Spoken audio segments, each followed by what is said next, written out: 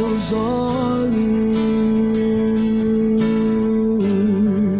pode ver minha vida como ela é.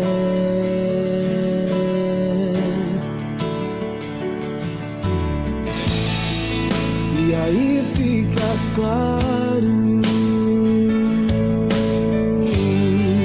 quem eu sou de verdade.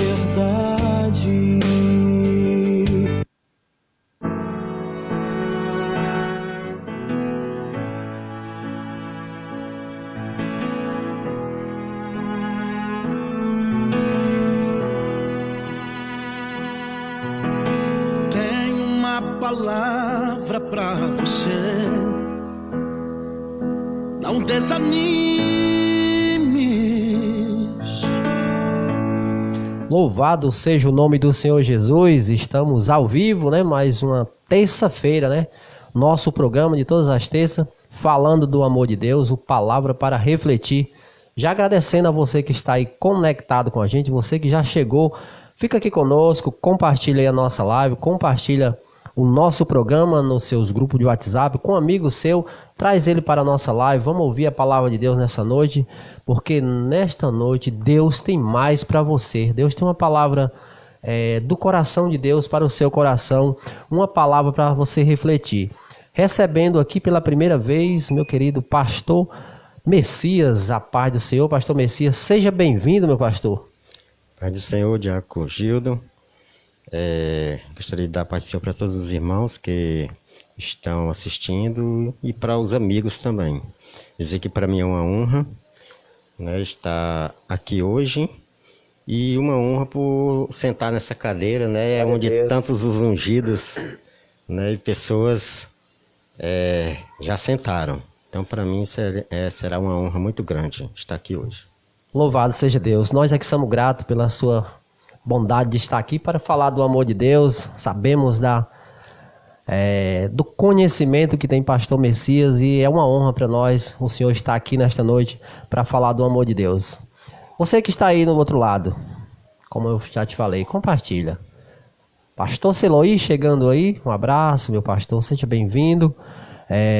Chegando mais vida nessa noite, compartilha aí, não sai dessa live até terminar, porque Deus tem uma palavra para você nesta noite. Compartilha com um amigo seu, porque Deus vai falar ao teu coração nesta noite. E convido meu querido pastor Messias, nos traga aí, meu pastor, mais uma palavra para refletir.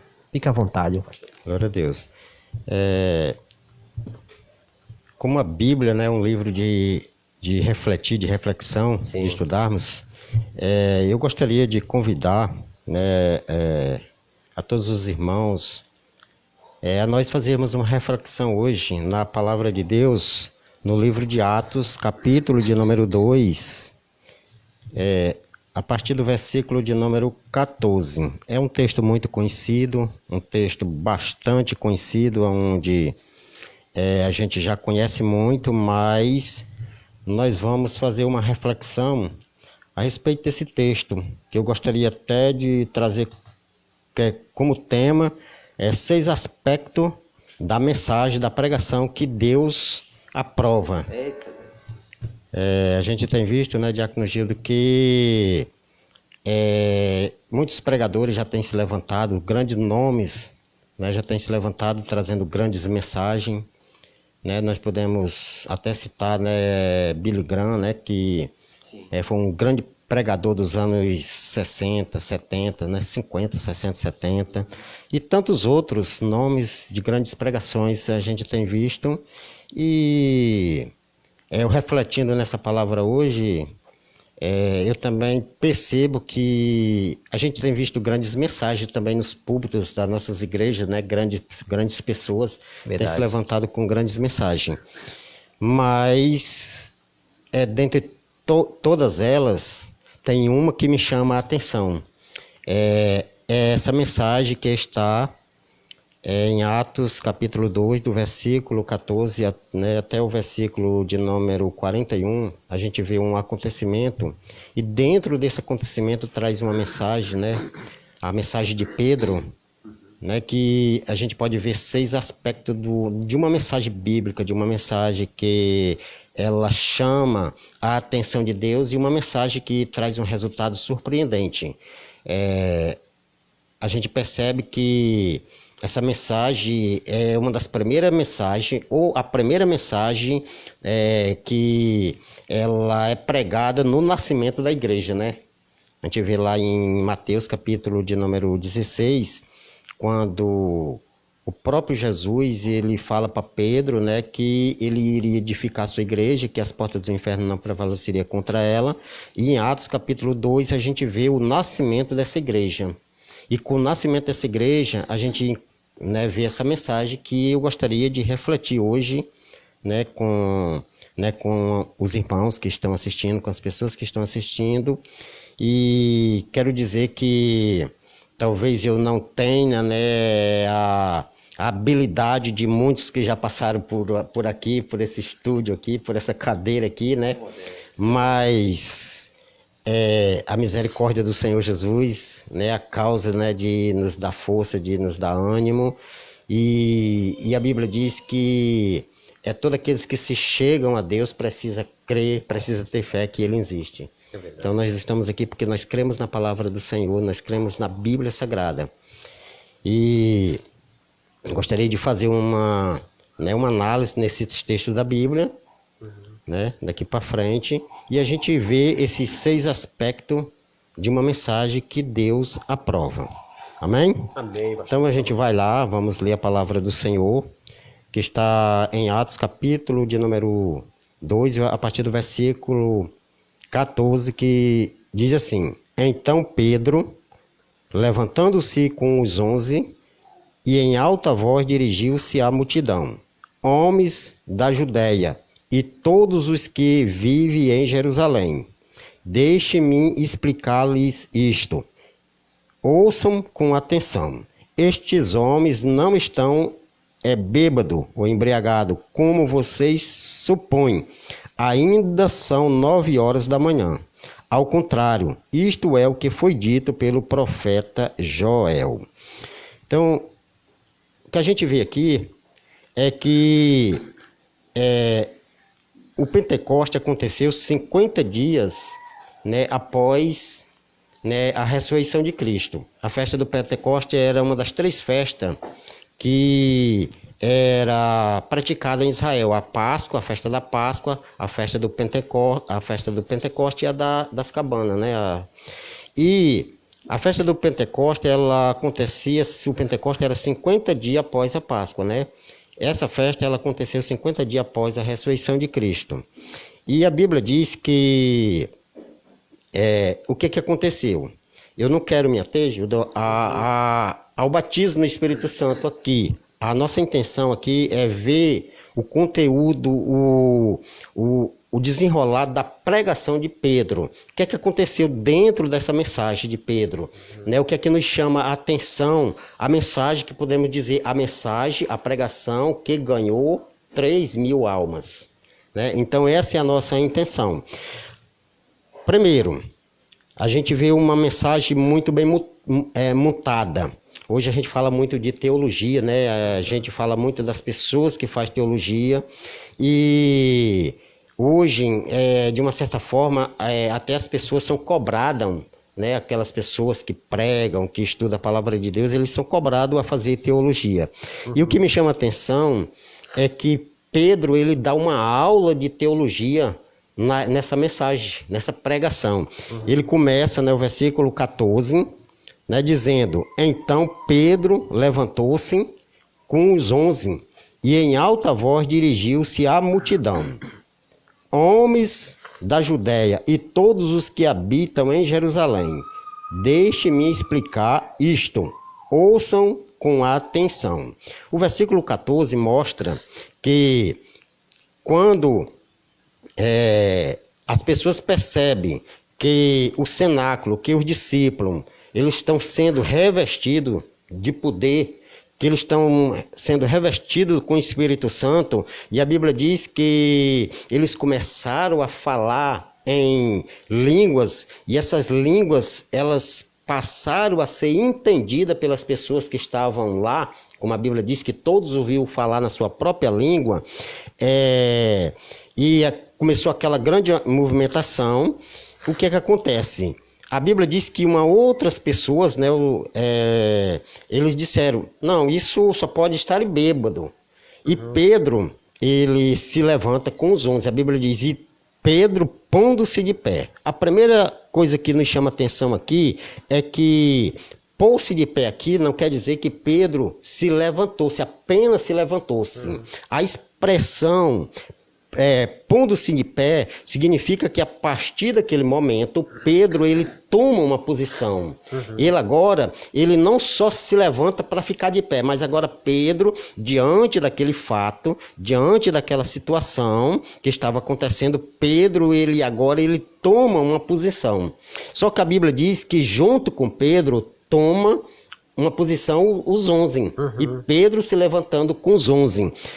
Isso é muito interessante porque a gente vê que agora os 12 estavam ali tomando uma posição, e ali iniciaria, né, uma grande mensagem, né, que caracterizava o nascimento da igreja, né, de Jesus Cristo. E o versículo também diz, e em alta voz. Isso deixa claro que toda pregação ela deve ter um tom de proclamação. Pedro ele não só toma uma posição, mas agora ele também toma uma posição de proclamação, né? Porque a palavra de Deus ela precisa ser proclamada. E o versículo de número 15 diz assim, estes homens não estão bêbados, como vocês supõem, ainda são 9 horas da manhã. Então, o que acontece? Pedro, ele inicia agora, né, o seu argumento, anulando, desfazendo pensamentos errados. Essa deve ser a mensagem. A palavra, a mensagem, a pregação é o primeiro aspecto de uma pregação que agrada a Deus, é a apresentação do texto. Pedro, ele toma uma posição e ele inicia o seu argumento contradizendo, desfazendo pensamentos errados, né? Esses homens não estão bêbados, como vocês supõem, sendo ainda, né, 9 horas da manhã. Então Pedro ele já começa a corrigir pensamentos errados, né? E no versículo 16, Pedro agora ele tem na mente um texto para explicar todo aquele fenômeno, todo aquele acontecimento. O versículo 16 diz assim, ao contrário, isto é o que foi predito pelo profeta Joel. Isso é o que disse o profeta Joel. Então Pedro, ele agora ele toma uma posição, né? E ele inicia um argumento corrigindo pensamentos errados. E agora Pedro tem um texto, né, para apresentar a todos aqueles que estão ali. Ele diz, isso foi o que disse o profeta Joel, né?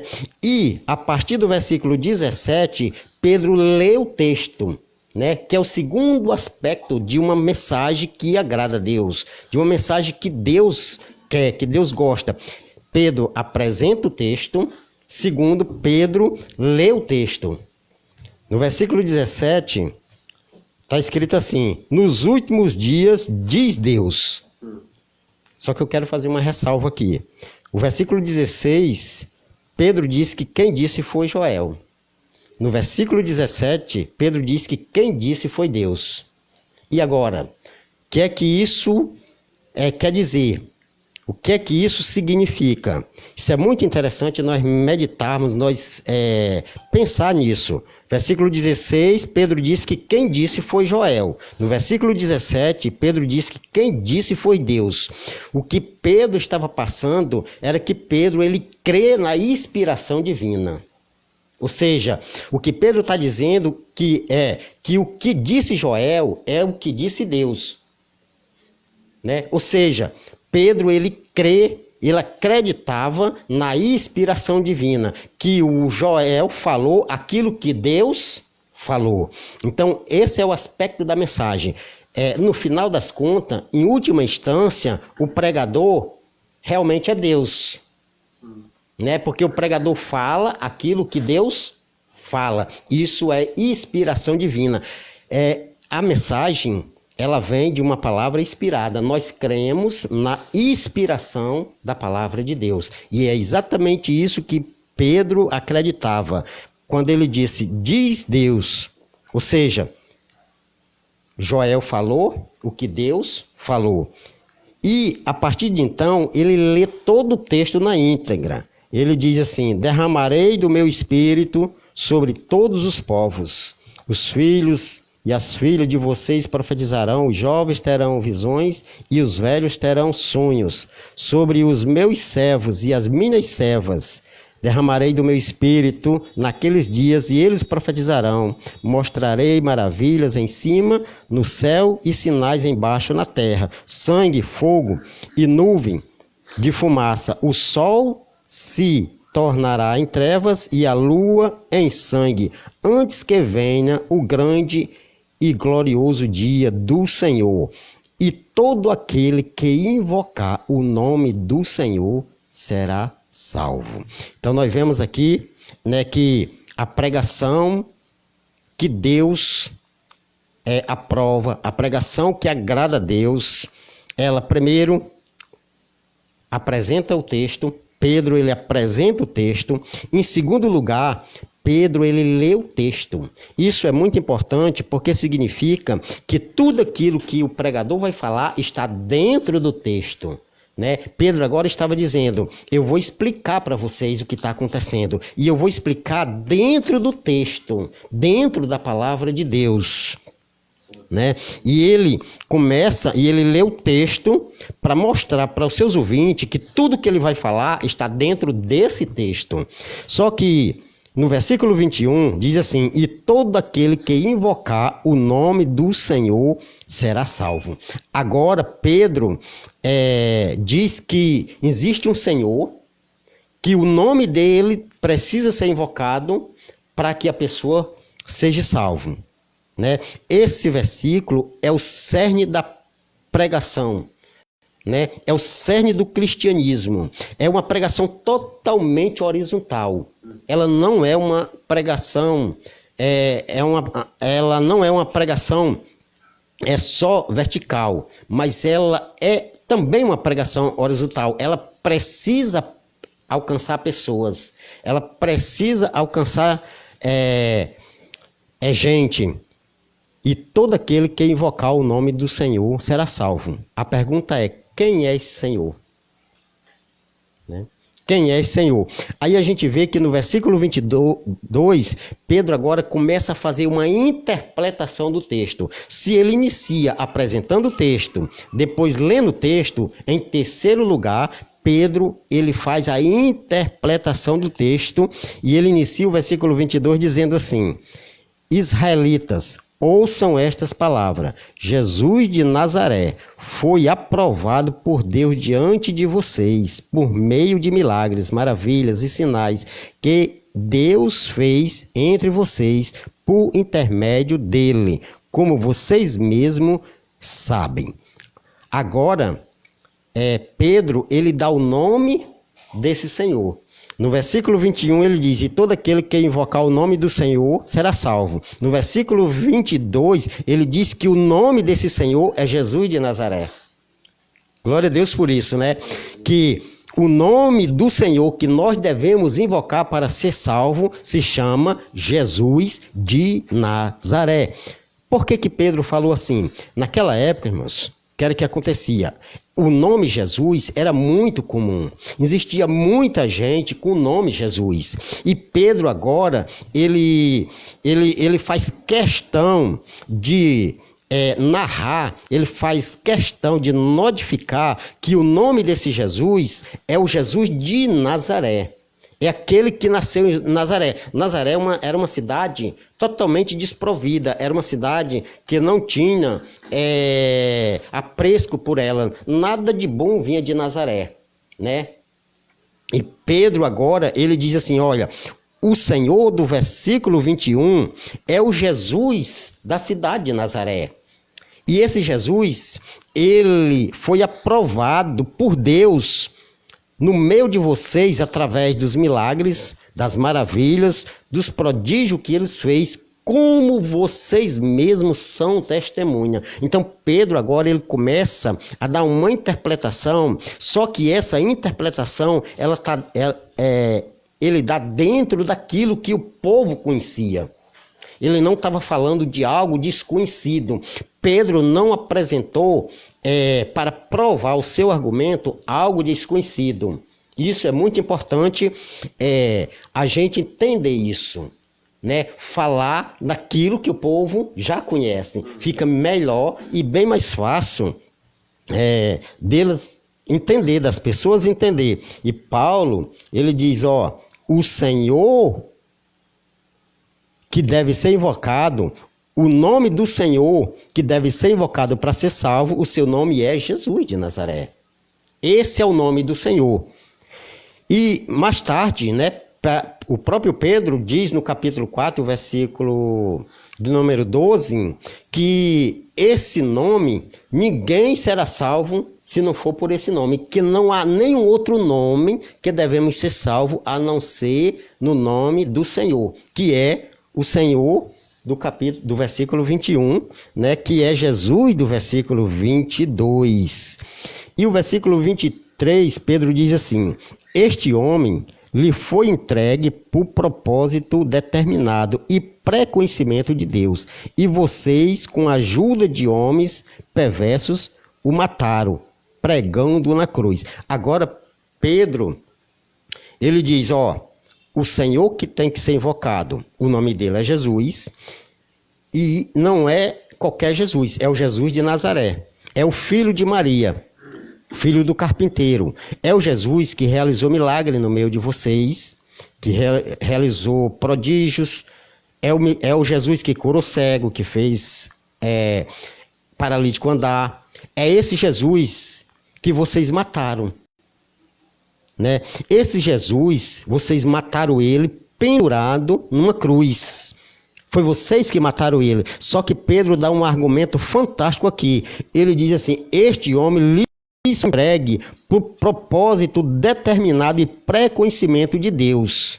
Ou seja, o que é que Pedro está dizendo? Olha, o Jesus que vocês mataram, o Senhor do versículo 21, que é o Jesus do versículo 22, que nasceu em Nazaré e que vocês mataram na cruz, vocês não mataram. A morte dele não foi um acidente. A morte dele não foi porque algo deu errado. A morte de Jesus não foi uma morte que aconteceu por um acontecimento que não deu certo. Jesus não foi morto porque o plano A deu errado e agora Deus estava usando o plano B. Não é isso.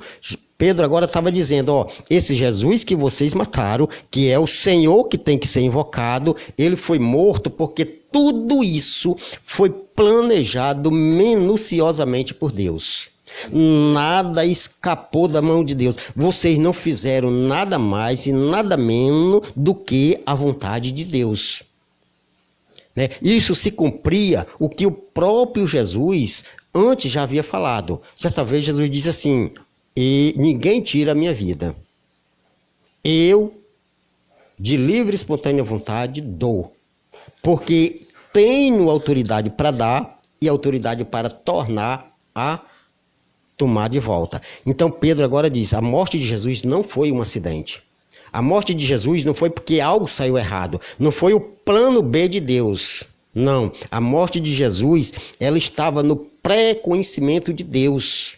E esse Jesus que vocês mataram na cruz é o Senhor que tem que ser invocado para ser salvo. Isso é muito interessante. E no versículo 24, Pedro diz assim, mas Deus o ressuscitou dos mortos, rompendo os laços da morte, porque era impossível que a morte o retivesse. Ou seja, se esse Jesus que foi morto na cruz, é o Senhor que tem que ser invocado, e que a sua morte foi totalmente planejada por Deus, agora Pedro diz assim: vocês o mataram e Deus o ressuscitou.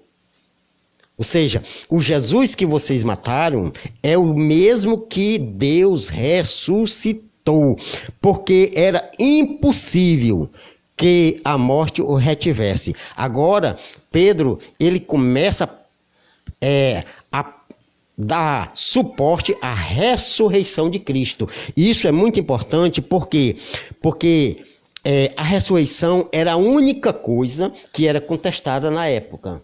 Ou seja, as pessoas poderiam crer em tudo, mas crer que alguém voltou da morte para a vida, isso era quase que impossível, né? E Pedro agora, ele começa a dizer assim: vocês o mataram, Deus o ressuscitou, né? E esse que vocês o mataram, ele é o Jesus que nasceu em Nazaré, o filho de Maria, que é o Senhor do versículo 21, que tem que ser invocado para que todos sejam salvos. Vocês mataram, Deus o ressuscitou. Então Pedro dá essa interpretação fantástica, dizendo realmente quem é Jesus, né? E falando que o Jesus que foi morto na cruz foi o mesmo que ressuscitou. E o mesmo que ressuscitou foi o mesmo que fez milagre. E esses milagres era impossível de serem contestados. Por quê? Porque foi milagre feito entre eles, né? Então não tinha como eles dizerem não tinha como eles negarem essas evidências. Por quê? Porque os milagres tinham acontecido, né? Os milagres tinham acontecido. E a partir do versículo 23, nós vemos algo surpreendente. Pedro, ele vem, né, para o quarto ponto, o quarto aspecto, é da sustentação o texto. Pedro, ele inicia o seu argumento apresentando o texto. Segundo, ele faz a leitura do texto. Em terceiro lugar, ele dá uma interpretação do texto. E em quarto lugar, ele agora traz sustentação do texto. O que é isso? Pedro agora, irmão, ele começa a usar outros versículos, outras partes da Bíblia para dar sustentação àquilo que ele está falando. Existe uma frase que diz que só um diamante pode ser afiado bastante para cortar outro diamante. Isso é muito interessante porque o que a gente tem visto? Nos últimos dias, a gente tem visto muitos pregadores darem sustentação às suas mensagens, darem sustentação ao texto lido através de experiências próprias, de experiências espirituais, né? E Pedro, ele teria várias razões para dar sustentação a esse texto, dando experiência da sua própria vida, contando testemunho, falando coisa relacionada a si mesmo. Mas o interessante é que Pedro, ele usa a própria Bíblia, a própria palavra de Deus para dar sustentação à própria Bíblia, né? Ele não usa nada paralelo, ele não usa nada secundário para dar sustentação ao texto dele. Ele usa, né, a própria Bíblia para dar sustentação ao seu texto. Eu gostaria até de falar algo aqui e dizer que eu acho que essa é a mensagem que Deus espera nos últimos dias. Essa é a mensagem que Deus espera da igreja contemporânea. A Bíblia, ela precisa ser mais pregada. As mensagens, elas precisam ser mais bíblicas, né? Nós temos muitas mensagens que elas são muito mais uma palestra de autoajuda, né? E a gente tem visto isso, Gildo, que o que é que acontece? Praticamente a Bíblia está sumindo dos púlpitos. Na verdade, muitas igrejas, nem o púlpito aparece mais, né? Nem o púlpito aparece mais. John MacArthur, ele diz assim: nenhuma igreja pode ser saudável se o púlpito não for forte, mas nenhum púlpito pode ser forte se a Bíblia não for o centro da pregação. A Bíblia, ela precisa ser o centro da mensagem, e o centro da mensagem é Cristo, e a mensagem é a morte, o sepultamento e a ressurreição de Jesus. Foi exatamente isso que Pedro, ele mostra na sua mensagem. É o desenrolar da mensagem de Pedro. Pedro agora, ele começa a mostrar que Jesus foi aquele que veio para morrer e que a morte de Jesus foi algo totalmente planejado, arquitetado pelo próprio Deus. Foi algo pensado, não foi algo que aconteceu, não foi um mero acontecimento, mas foi algo planejado no pré-conhecimento de Deus, a morte de Jesus, mas que também a ressurreição de Cristo, né, foi algo que só Deus poderia fazer. Então, o Cristo que foi crucificado é o mesmo que ressuscitou, que é o mesmo que subiu ao céu. Então, essa deve ser o cerne da mensagem. A pregação deve ser a morte, sepultamento e ressurreição de Cristo. E Pedro, ele faz isso e ele começa a dar sustentação quando ele diz, no versículo 25, a respeito dele, disse Davi: eu sempre vi o Senhor diante de mim, porque ele está à minha direita, não serei abalado. Por isso o meu coração está alegre e a minha língua exulta. O meu corpo também repousará em esperança, porque tu não me abandonarás do sepulcro, nem permitirá que o teu santo sofra decomposição. Tu me fizeste conhecer os caminhos da vida e me encherás de alegria na tua presença. Então nós vemos aqui, irmãos, se a gente quisesse pegar outros textos, né, que Davi falou, por exemplo, o Salmo 116, o Salmo 16, versículo 8 a 11, 132, versículo 11, são citações que Pedro cita para dar sustentação. Por quê? Porque nós vemos aqui Pedro fazendo essa interpretação. Só que a partir do versículo 29, Pedro faz uma sintetização do texto, né? Que é o quinto aspecto da mensagem. Primeiro, Pedro, ele apresenta o texto para os seus ouvintes. Segundo, Pedro faz a leitura do texto para os seus ouvintes. Em terceiro lugar, Pedro, ele faz a interpretação, ele interpreta o texto que ele leu para os seus ouvintes. Em quarto lugar, ele dá sustentação à sua interpretação, mostrando outros textos secundários, né? E, em quinto lugar, Pedro agora faz uma sintetização do texto, ele sintetiza o texto, né? Ele junta o texto, né? Ele junta o texto que leu e os textos que ele está apresentando como sustentação, e ele começa dizendo assim, ó, irmãos, posso dizer-lhe com franqueza que o patriarca Davi morreu e foi sepultado, e o seu túmulo está entre nós até o dia de hoje. Mas ele era profeta e sabia que Deus lhe prometera sob juramento que colocaria um dos seus descendentes em seu trono. Provendo isso, falou da ressurreição do Cristo, que não foi abandonado no sepulcro e cujo corpo não sofreu decomposição. Deus o ressuscitou, este Jesus, e todos nós somos testemunha destes fatos. Agora, Pedro, ele junta os textos e ele diz assim, olha, o Salmo não estava falando de mim mesmo. E Pedro diz, esse Salmo não estava falando de Davi. Não era Davi que iria ser ressuscitado. O texto estava falando desse Jesus. O Salmo, aqui, está falando de Jesus. Esse Jesus que é o Senhor do versículo 21, que que o nome dele é Jesus, do versículo 22, e que é o Deus, do versículo 17, e que ele é aquele que Deus ressuscitou. Né? Então ele junta os textos aqui e ele diz assim: Davi nem poderia estar falando dele, porque Davi morreu e todos vocês conhecem que o túmulo de Davi permanece até hoje.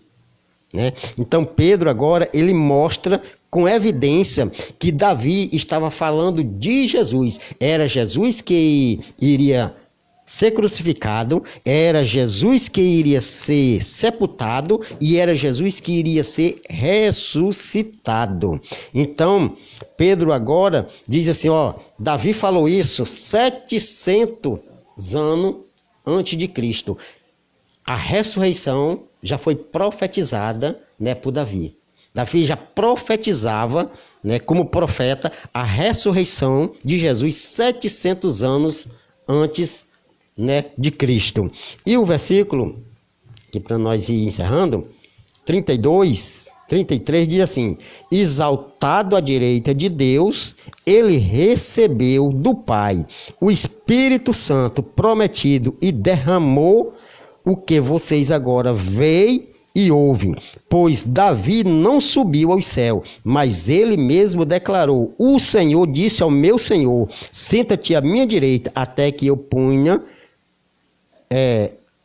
ponha os teus inimigos como estrado para os teus pés. Então nós vemos aqui Davi agora, né, fazendo essa sintetização do texto, juntando o texto e dizendo que, né, esse Jesus que é Senhor, né, que é o Deus, né, do versículo 17, que é o Senhor do versículo 21, que é Jesus do versículo 22, é o mesmo que foi morto, foi sepultado, mas Deus o ressuscitou. Mas não só o ressuscitou, Deus também o exaltou à sua direita. Ele recebeu do Pai o Espírito Santo, né, prometido e derramado, o que vocês agora vê e ouvem. Agora Pedro, ele fecha, irmãos, isso é muito importante, porque Pedro, ele junta o texto e ele diz: vocês estão vendo que está acontecendo isso? Tudo isso que vocês viram, tudo isso que vocês estão ouvindo, todo esse acontecimento foi o que Deus prometeu através do profeta Joel, e agora o Jesus que vocês crucificaram, Deus o ressuscitou, o exaltou, e uma vez exaltado, ele derramou esse Espírito Santo que vocês agora estão vendo acontecer aqui. Então Pedro, ele junta, que mensagem, né, Gildo? Que mensagem, Diácono Gildo? A gente vê uma mensagem simples, mas uma mensagem totalmente bíblica, uma mensagem totalmente com argumentos bíblicos, uma mensagem que ela tem começo, ela tem meio e ela tem fim, mostrando o verdadeiro significado da morte e da ressurreição de Jesus Cristo. O versículo 36 diz: portanto, que todo Israel fique certo disso, este Jesus, a quem vocês crucificaram, Deus o fez Senhor e Cristo. Aleluia. Então o que acontece? Pedro agora, ele usa o argumento, né, dizendo, ele sai do modo, de um modo passivo para o modo do bem, né, dizendo assim: esse Jesus, né, que Deus exaltou, né, que Deus exaltou, que derramou o Espírito Santo, vocês, Israel, fiquem sabendo disso, fique certo disso, né? Este Jesus, a quem vocês crucificaram, Deus o fez Senhor e Cristo. Ou seja, o que estava acontecendo ali não era nada mais e nada menos do que a promessa feita por Deus, através do profeta Joel, que todo Israel conhecia. E essa promessa, ela só estava sendo possível. O Espírito Santo só estava sendo derramado ali. Tudo aquilo ali só estava acontecendo. Aquilo ali só foi possível porque, né, o Senhor, do versículo 21, que é o Jesus do versículo 22, que foi crucificado, mas Deus o ressuscitou, exaltou, e agora ele estava derramando, né, a promessa do Espírito Santo. Essa mensagem ela foi tão impactante, né? Para nós resumir, ela foi tão impactante, essa mensagem ela foi tão forte que o versículo seguinte diz que o povo, versículo 37, diz que as pessoas eles não deixaram Pedro terminar a mensagem.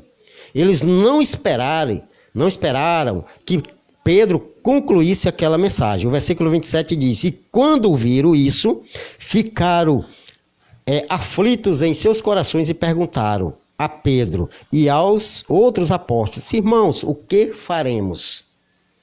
Vê o impacto da mensagem, vê o impacto das palavras de Pedro. Por que essa mensagem impactou? Porque Pedro, ele apresenta um texto, depois ele lê esse texto, depois ele explica esse texto, depois ele dá sustentação a esse texto, depois ele junta esse texto e agora o que é que acontece? Ele aplica esse texto, ele faz uma aplicação do texto, né? E quando eles escutam todo esse argumento de Pedro, eles agora não têm mais dúvida, agora eles não têm mais como argumentar. E a Bíblia diz que aquilo toca o coração deles, e eles ficam aflitos e eles perguntam: e o que faremos?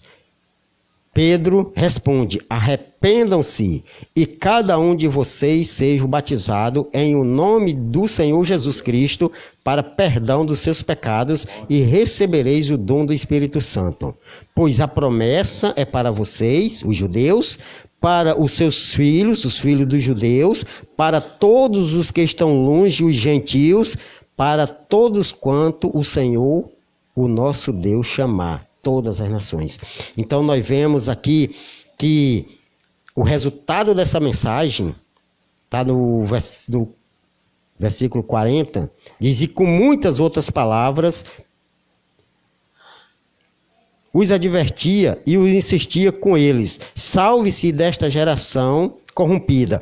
Os que aceitaram a mensagem foram batizados e naquele dia houve um acréscimo de quase 3.000 pessoas. Então vê que mensagem maravilhosa, né? Pedro, ele dá uma aula de teologia, né? Ele inicia a sua argumentação, ele inicia a sua pregação apresentando um texto, ele dizendo: agora eu tenho um texto e eu vou falar sobre esse texto, e esse texto vai explicar o que é que está acontecendo aqui, e depois ele lê o texto para as pessoas saber que o que ele vai falar está dentro do texto, né? Às vezes a gente fala muito da gente, né? Verdade.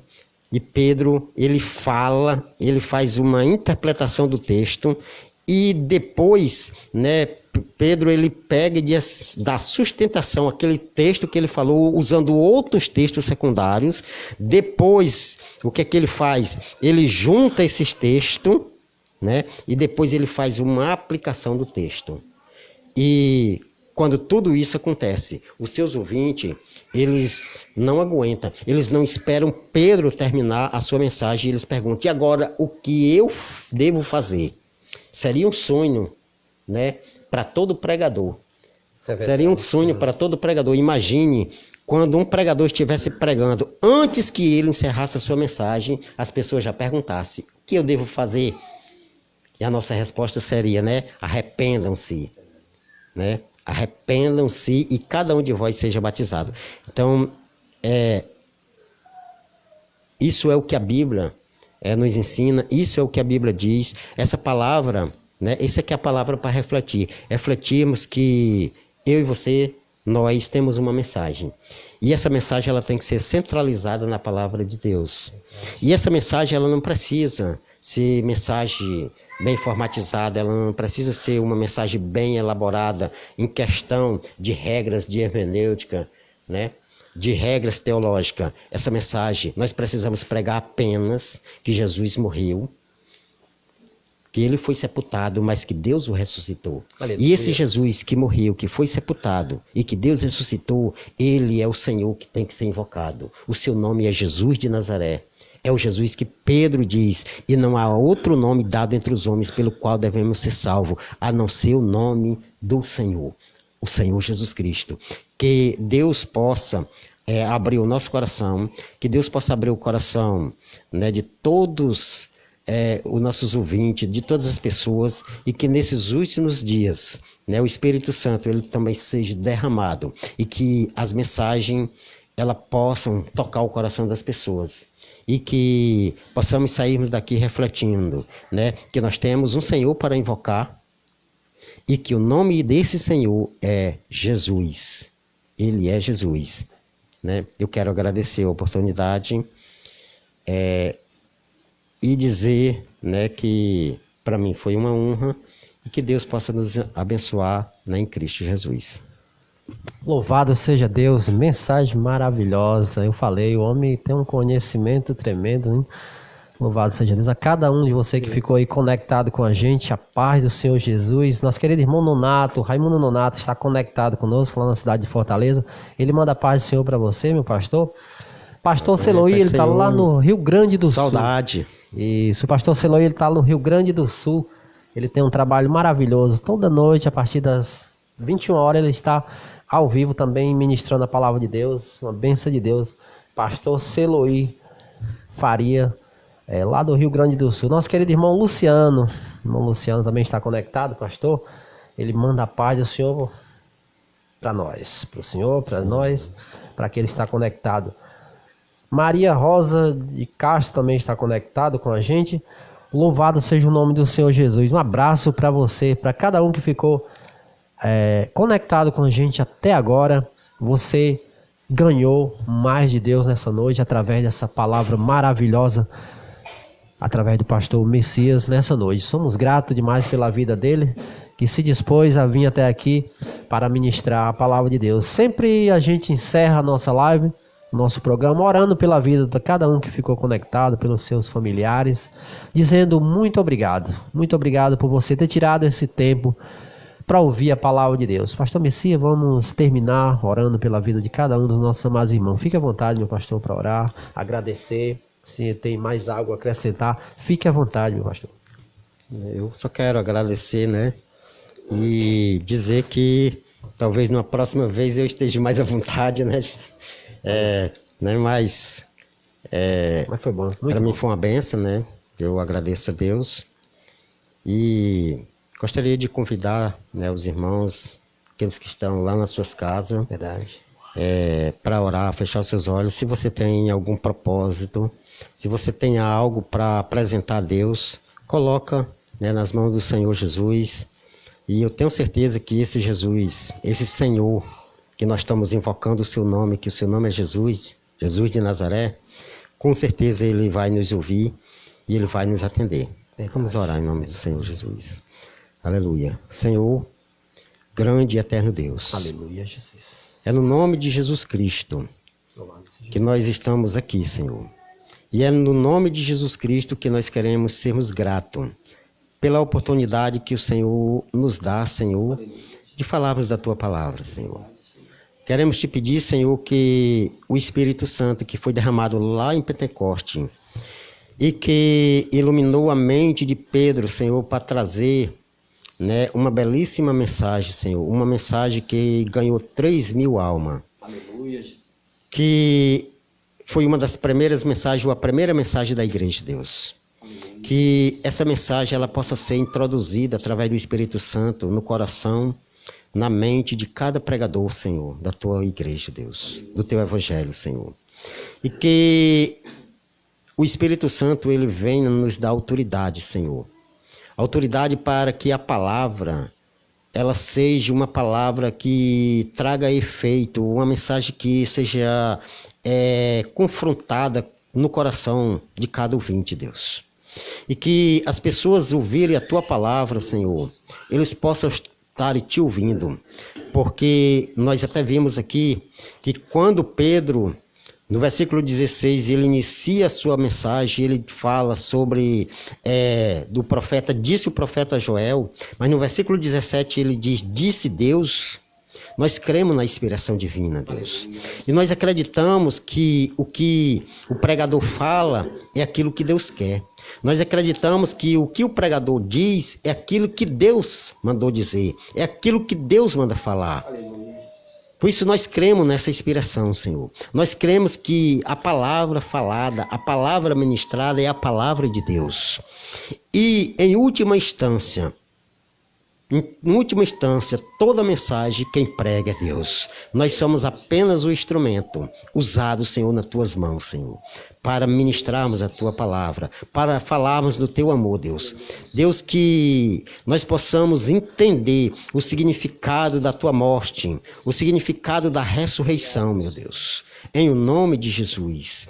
Obrigado, Senhor, por ter nos dado, Senhor, meu Deus, o privilégio, podemos dizer assim, Deus, de estarmos sempre, Deus, voltados para a Tua palavra, Deus. Não retire de nós o Teu Espírito, Senhor. Eu te peço, meu Deus, que o Senhor dê força, que o Senhor dê capacitação e que todos os meios possíveis e necessários, Senhor, seja feito, Deus, para que esse programa, Senhor, ele dê continuidade, Senhor. E que por meio desse programa, Senhor, muitas vidas possam ser alcançadas, Deus. E é agora, nesse momento, Senhor, que nós queremos orar, meu Deus, por todos aqueles que estão ouvindo, Deus, por todos aqueles que estão, Senhor, vendo e ouvindo, Senhor, essa live, Deus, em o nome de Jesus Cristo, que cada um seja alcançado dentro da sua necessidade, dentro, Senhor, daquilo que ele precisa. Deus, em nome de Jesus Cristo, eu te peço que o Senhor repreenda todas as doenças, todas as enfermidades, meu Deus e meu Pai, em nome de Jesus. Vai, Deus, fazendo, Senhor, com que todas as pessoas possam alcançar, Senhor, Senhor, aquilo que estão te pedindo de acordo com a tua vontade, Deus, em o nome de Jesus. Abençoa o teu povo, abençoa a tua igreja, meu Deus, em o nome de Jesus. Que haja, meu Senhor, no meio do teu povo, Deus, que haja, Deus, comunhão, que haja, meu Senhor da glória, um só pensamento, uma só fé, um só batismo, Deus, e que a tua palavra, ela possa ser iluminada na nossa mente e no nosso coração, Senhor. Em o nome de Jesus. Abençoa, Senhor, Estilar, abençoa o Diácono Gildo, abençoa todos aqueles, ó Deus, que de uma forma direta e indireta, Deus, estão ligados, Senhor, para que esse programa aconteça todas as terças-feiras, Deus. Em o nome de Jesus Cristo. Nós te pedimos, ó Deus, a tua bênção, meu Senhor. Nós te pedimos a tua proteção, meu Deus. Nós te pedimos, ó Deus, a tuas misericórdias, a tua graça, meu Senhor, na nossa vida e na vida do teu povo. Alcança todos os ouvintes, Deus, de uma forma maravilhosa e abençoada, no nome de Jesus Cristo, aquele que vive e que reina para todo sempre. Amém. Louvado seja Deus, obrigado pela sua companhia amiga. Deus abençoe a sua vida nesse restante de noite.